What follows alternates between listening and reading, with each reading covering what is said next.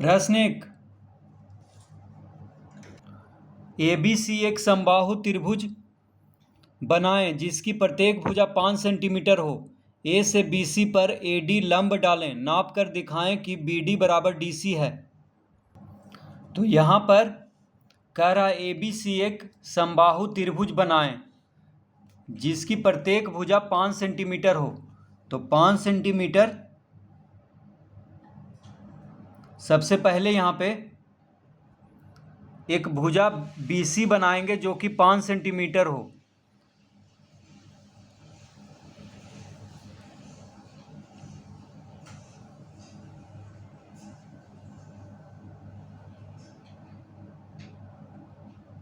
तो ये 5 सेंटीमीटर का एक भुजा हम खींच लेते हैं यहाँ पे त्रिभुज का। तो एक रेखा हम 5 सेंटीमीटर का यहाँ पे खींच लिए हैं और इसको नाम दे देंगे BC। इसको नाम क्या देंगे? BC। तो BC कितना हो गया? 5 सेंटीमीटर। तो समबाहु त्रिभुज में तीनों भुजा बराबर होता है। तो जब एक भुजा का माप दिया हुआ है तो और दोनों भुजा भी 5 सेंटीमीटर का होगा, क्योंकि समबाहु त्रिभुज का सभी भुजा बराबर होता है। तो अब हम प्रकाल से इसको नाप लेंगे, क्योंकि तीनों भुजा 5-5 सेंटीमीटर का होगा। तो BC कितना है? 5 सेंटीमीटर है।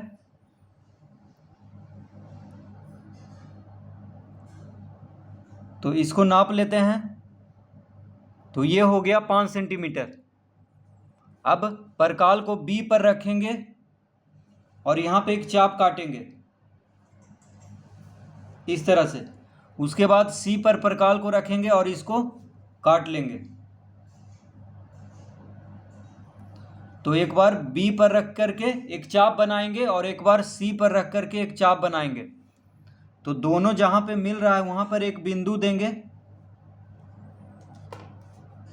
यहाँ पे एक बिंदु देंगे इस तरह से और इसको B से और C से मिला देंगे।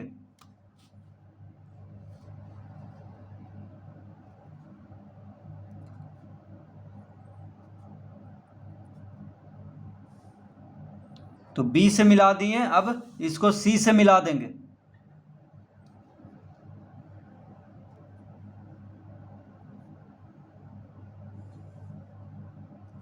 इस तरह से यहां पे A लिखेंगे। तो ABC एक समबाहु त्रिभुज हो गया यहाँ पे, जिसकी प्रत्येक भुजा 5 सेंटीमीटर है। देखिए इसका प्रत्येक भुजा कितना है? 5 सेंटीमीटर है।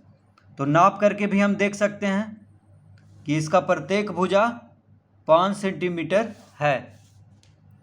अब कह रहा है कि A से BC पर AD लंब डालें। तो A से BC पर देखिए, A शीर्ष A से, यानी ये जो शीर्ष A है इससे BC पर एक लंब AD डालना है। तो A से BC पर एक लंब डालें जिसका नाम होगा AD। तो कैसे होगा? तो A पर प्रकाल को A पर रखेंगे इस तरह से। ठीक है, A पर रख लिए। अब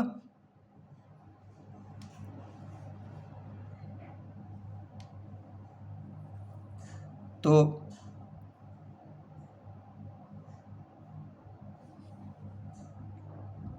यहां पे एक, तो प्रकाल को A पर रखेंगे और BC पर 2 चाप काटेंगे। BC पर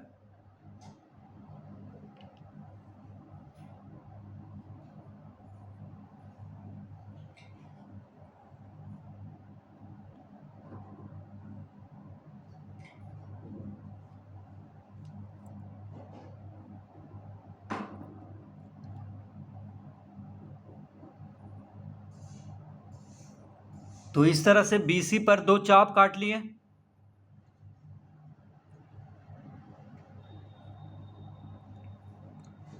ठीक है, तो एक B पर मिला और एक C पर मिला, क्योंकि यहाँ पे तीनों भुजा बराबर है। 5-5 सेंटीमीटर है, इसलिए देखिए एक सी बिंदु पर मिल गया और एक बी बिंदु पर चाप मिला है। तो इस तरह से दो चाप काट लेना है। अब क्या करेंगे, सी पर परकाल को रखेंगे और BC के आधा के नाप से ज़्यादा परकाल को करना है। देखिए आधा यहाँ तक आएगा कम से कम, तो आधा से ज़्यादा त्रिज्या लेना है, यानी इसको खोलना है परकाल को। तो BC के आधा से ज़्यादा इसको खोल लेना है और तो BC के आधा से ज़्यादा इसको खोल लिए और एक नीचे देखिए एक यहाँ पे एक चाप काटना है इस तरह से। फिर B पर रखेंगे, B पर रख करके इसको काट लेना है इस चाप को। तो एक बार C पर रख करके और एक बार B पर रख करके यहाँ पे देखिए दो चाप मिल गया है। तो दोनों जहाँ पे मिल रहा है वहाँ पर एक बिंदु देंगे इस तरह से और इसको A से मिला देना है। किससे मिलाना है? A से।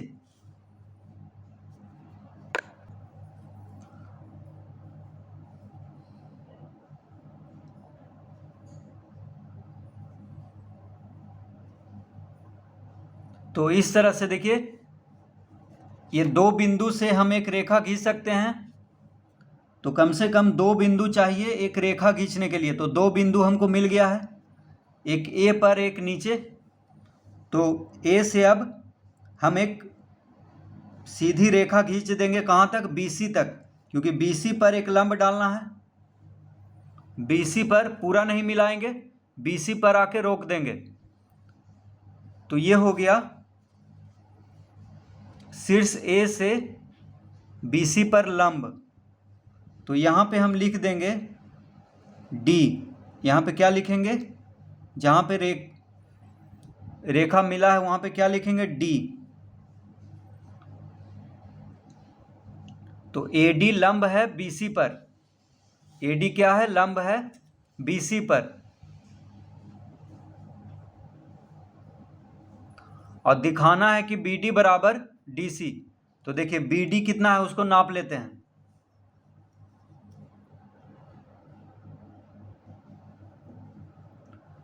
तो BC का आधा होगा BD। तो BD देखिए 2.5 है और DC भी 2.5 होगा। तो समबाहु त्रिभुज में शीर्ष A से डाला गया लंब BC को दो भाग में बांट देता है। यानी समबाहु त्रिभुज में किसी भी शीर्ष से जो लंब डाला जाएगा, जिस भुजा पे लंब डाला जाएगा उसको दो बराबर भाग में बांट देगा। तो AD क्या कर रहा है? BC को दो बराबर भाग में बांट दिया है, यानी BD और DC दोनों बराबर हो गया है। तो BD 2.5 और DC भी 2.5 होगा। तो लिखेंगे अतः BD बराबर DC बराबर BC बटा 2 बराबर 2.5 सेंटीमीटर। तो BD जो और DC जो होगा वो बराबर होगा और BC का आधा होगा, यानी 2.5 सेंटीमीटर होगा। BD भी 2.5 और DC भी 2.5 सेंटीमीटर है। तो यही दिखाना है यहाँ पर।